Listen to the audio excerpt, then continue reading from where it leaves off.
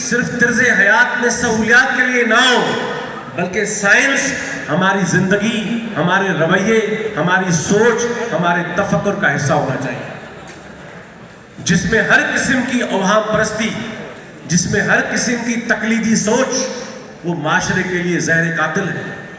ہم ایک ایسی نئی ثقافت کو نئے ادب کے ساتھ، نئے علم کے ساتھ، اور فوکو کے الفاظ میں نئے ایپسٹیم کے ساتھ، نئے نقطہ نظر کے ساتھ ہم اپنے معاشرے کی تشکیل اور تعمیر کر سکتے ہیں، جہاں میں سمجھتا ہوں کہ نیا انسان ہو۔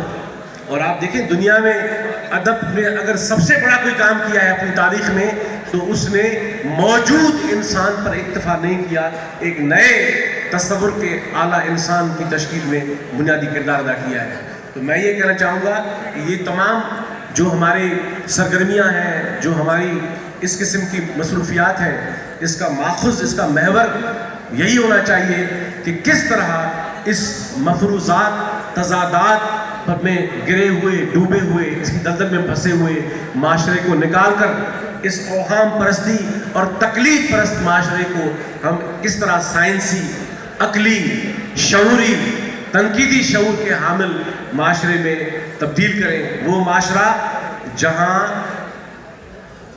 قانون کی حکمرانی کا احترام ہو، وہ معاشرہ جہاں انسانی حقوق کا احترام ہو، وہ معاشرہ جو اپنی ریاستوں کو، حکومتوں کو مجبور کر سکے کہ وہ انسانی آزادیوں کا احترام کرے، وہ معاشرہ جس کی رگوں میں، جس کی شعور میں سائنسیت ہو اور سائنسی معنویت ہو، وہ معاشرہ جہاں صنفی امتیاز نہ ہو، وہ معاشرہ جہاں جبری طور پر مذہب تبدیل کرنے کی کسی کو جرات نہ ہو، وہ معاشرہ جو حکمران طبقات کے ہاتھوں یرغمال نہ ہو، وہ معاشرہ جہاں تعلیم صرف کاروباری ایک معاملہ نہ ہو، وہ معاشرہ جہاں میڈیا صرف کارپوریٹ نہ ہو۔ تو میں سمجھتا ہوں کہ یہی ایک ایسے تصور کا معاشرہ ہے جو ہم اپنے ادب سے، نئے علم سے، نئی معنویت سے، نئی ثقافت میں سے، نئے انسان کی تشکیل سے تعمیر کر سکتے ہیں۔ اور میں اس کو کوئی خواب نہیں سمجھتا، صرف اس کو میں قابل عمل منصوبہ سمجھتا ہوں۔ میں غالب سے یہ دو الفاظ مستعار لے کر اپنی بات کو ختم کر رہا ہوں۔ غالب کا ایک شعر مجھے بہت پسند ہے۔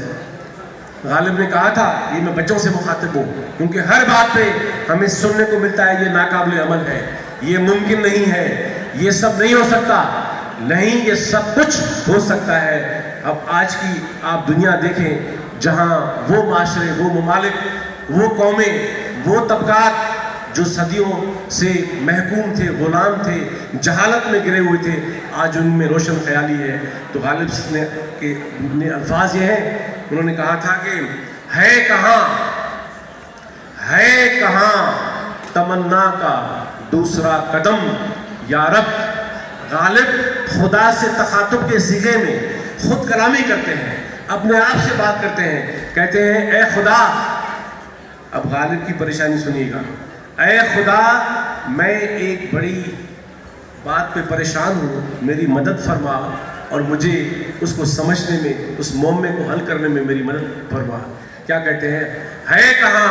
اور غالب کا پریشانی کا مسئلہ کیا ہے کہاں تمنا کا دوسرا قدم یا رب، ہم نے دشت امکان کو ایک نقش پا پایا۔